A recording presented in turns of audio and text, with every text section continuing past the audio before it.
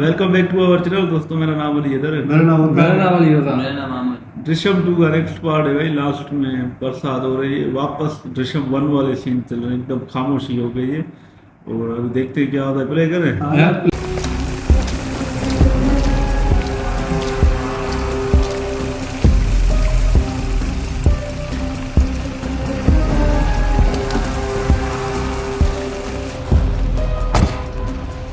कैसे हो गए टोंडे? पहले का पता नहीं, अब ठीक हो।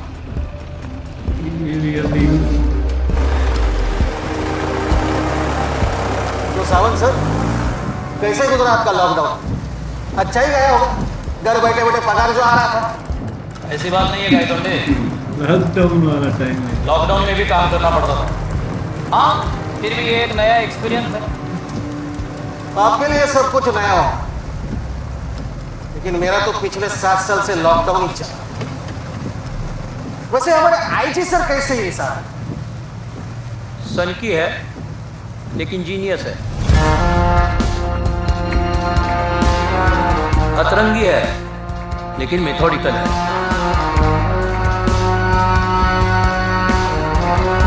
हर एक क्रिमिनल का एक अलग पैटर्न होता है, वो उस पैटर्न को समझते हैं। हाँ, लेकिन उनके दिमाग में क्या चल रहा है ये कोई नहीं समझता।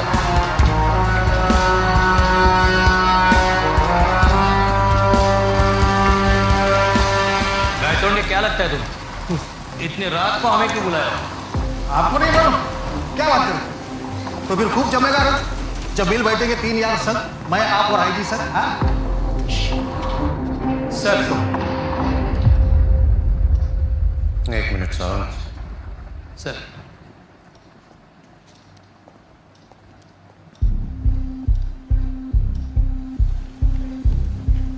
ये शतरंज किसके साथ खेल रहे हैं? सुनेंगे। ये तो पूरे मेंटल देखते हैं, सारे के सारे पैदे वैसे के वैसे पड़े हुए हैं। सारा खेल इनके दिमाग में चल रहा है। जब तक वो अपनी आखिरी चाल के बारे में नहीं सोच लेते तब तक बोर्ड पे अपनी पहली चाल नहीं चलते।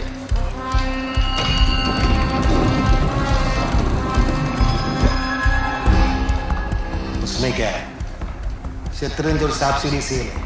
वहां पे सांप होते, यहाँ पे हाथी, ऊंट, घोड़े, सिर्फ दौड़ाने पड़े। फुर्सत में सिखा दूंगा सर,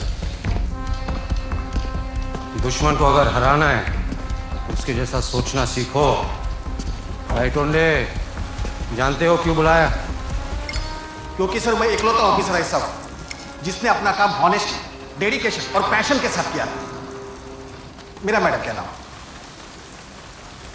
सौरभ गनेरी वाला, पारिक और पारिक कंस्ट्रक्शंस के मालिक। सबने बताया कि तुम कितने ऑनेस्टी, डेडिकेशन और तीसरा क्या बोला था? पैशन।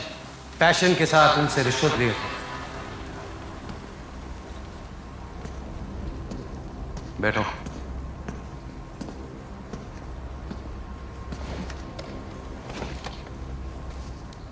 तुम्हें इसलिए बुलाया गया क्योंकि तुम इकलौते हो जो विजय के बारे में सही थे। सर छोटा मुंह बड़ी बात, सही था, लेकिन मुझे मिला है 7 साल से सस्पेंड हूं। और वो विजय मजे ले रहे, खुद का थिएटर भी खोला। सुना कि पिछले फ्राइडे वो फिल्म भी हाउसफुल थी। ये भगवान भी बेईमान लोगों का ही साथ देता है, इसलिए बच के निकल गया।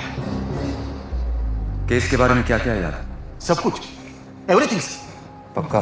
सर, मैं मेरा बीवी का बर्थडे भूल सकता हूं, लेकिन 2 अक्टूबर और 3 अक्टूबर को नहीं भूल सकता। सर बात वहीं पे आके अटक जाती है। विदाउट एविडेंस हम कुछ नहीं कर सकते। एविडेंस है। मेरा मैडम, आप, मैंने सुना था कि आप लंदन चली गई हैं। जरूरी नहीं कि हम जो सुने और देखें वो सच हो। उस फैमिली ने इतना तो सिखा दिया है। वो बच गया क्योंकि मैंने एक चौथी फेल को अंडर एस्टिमेट करने की गलती की थी। वो फंसेगा क्योंकि उसने एक माँ को अंडर एस्टिमेट करने की गलती की है। तो आप भी इस केस में इन्वॉल्व? हमारा इस केस से कोई लेना देना नहीं है। बाकी तुम समझदार हो। मैडम आपने कहा कि कोई एविडेंस है?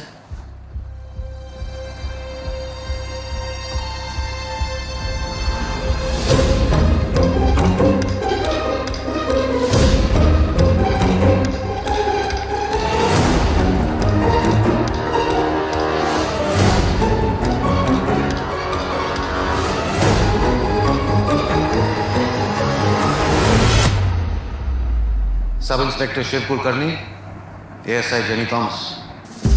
सर ये दोनों तो शैडो पुलिस है। सच में हस्बैंड और वाइफ है। बिना लड़े सामने वाले की ढाल गिराने का मजाक कुछ और है। क्यों जेनी? सब बैठो, सब समझाते हैं। तरुण और मैं एकेडमी के वक्त से ही बहुत अच्छे दोस्त रहे। जिस दिन से उसकी गोवा में पोस्टिंग हुई, वो विजय से रिलेटेड हर इंफॉर्मेशन ट्रैक करने लगा। और जैसे ही हमें पता चला कि विजय अपने घर के सामने वाली जमीन बेचना चाहता है, हमने मिलकर एक प्लान बनाया। मैंने शिव के नाम पे वो जमीन खरीद ली और पिछले 2 साल से शिव और जेनी उसके पड़ोसी बन के उसकी पूरी फैमिली पे नजर रख रहे हैं। इनफैक्ट हमने विजय के पूरे घर में रिकॉर्डिंग डिवाइसेस भी लगाए हैं। राइट शिव? Right ma'am. इतना ही नहीं, नंदिनी और जेनी के बीच होने वाली हर बात जो घर के बाहर भी हुई है, उसे भी हम अभी तक रिकॉर्ड करते आए हैं।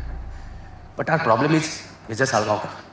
ही इज़ वेरी स्मार्ट। उसने उन्हें इस केस के बारे में कुछ भी बात करने से सख्त मना किया। लेकिन अब हमें फाइनली एक ब्रेक थ्रू मिला है। कितनी बार तो कोशिश कर चुकी हूँ, हाँ यार पर जी। जब मैं उनसे बात करने जाती हूँ ना, तो वो मुझे चुप करा देते हैं। कहते हैं कि इस बारे में हम कोई बात नहीं करेंगे।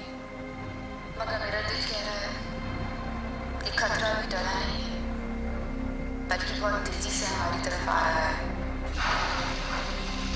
दीदी, क्या आपको ये डर है कि अंजू घबराहट में किसी को बोल ना दे कि बॉडी कहाँ है? अंजू को तो कुछ मालूम ही नहीं। विजय ने दूसरे ही दिन हमें बिना बताए बॉडी कहीं शिफ्ट कर दी थी। कहते हैं हमारे ना जानने में ही हमारी भलाई है। इस केस में हमारे सामने 3 अहम सवाल थे। सैम की बॉडी किसने शिफ्ट की, कब शिफ्ट की और कहां शिफ्ट की। आज हमको इन 3 सवाल में से 2 के जवाब मिल गए। बॉडी विजय ने शिफ्ट की और मर्डर के अगले दिन ही शिफ्ट की, लेकिन कहां? कोई तो होगा जिसने उस रात विजय को देखा होगा।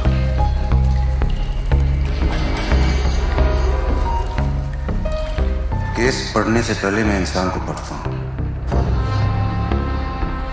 विजय Salgaonkar is a smart man, और अक्सर स्मार्ट लोगों की एक कमजोरी होती है, वो अपने अलावा बाकी दुनिया को बेवकूफ समझते हैं। लेकिन विजय उनमें से नहीं है। सुना है आजकल बहुत बिजी रहता है वो। दीदी की बातों से पता चला है कि दीदी? I'm sorry, नंदिनी कह रही थी कि विजय कोई फिल्म बना रहा है। बनाने दो उसे अपनी फिल्म शुरू वो करेगा, लेकिन उसकी एंडिंग हम लिखेंगे।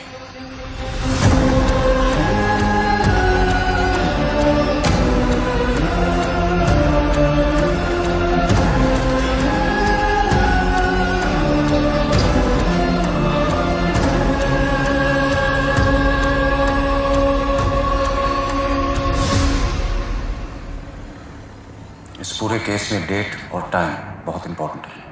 So let's recap the events, okay? 2 अक्टूबर की रात को सैम का मर्डर होता है। 3 अक्टूबर की सुबह विजय घर लौटता है और सैम की गाड़ी को क्वारी में ढकेल देता है।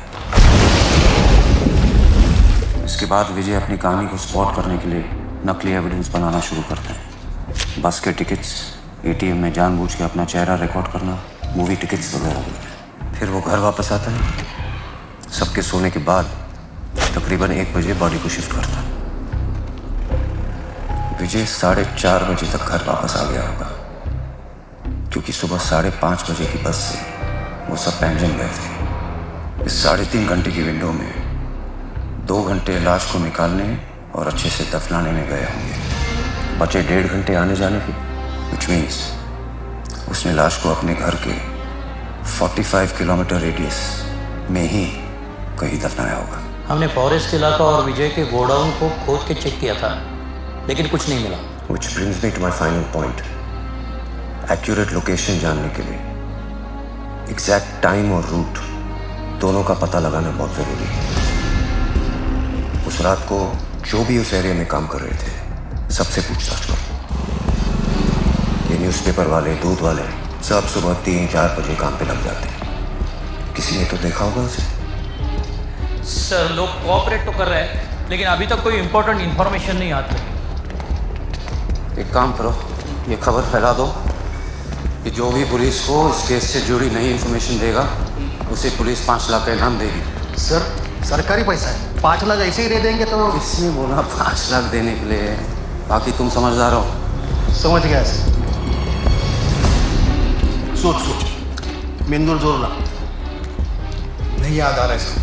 कितने लड़के काम पे तेरे पास? एक ही लड़का सर। तो फिर याद नहीं आ रहे थे?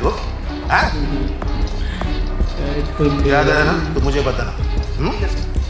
और एक काम कर, 2 लीटर दूध और 2 किलो पनीर भेज देना घर पे। भिजवा दूंगा सर। सर, 3 अक्टूबर को विजय के घर के पास डलहौसी क्लब में एनुअल फंक्शन था, जिसमें रात के 12 बजे तक तू मकाना का नाम का कोंकणी ड्रामा चला था। उसे देखने 60 लोग गए थे। उन 60 में से एक विजय का पड़ोसी है। आज ही जाके उससे पूछताछ करो। लेकिन सर, वो यकीन के साथ कुछ नहीं कह सकता। मतलब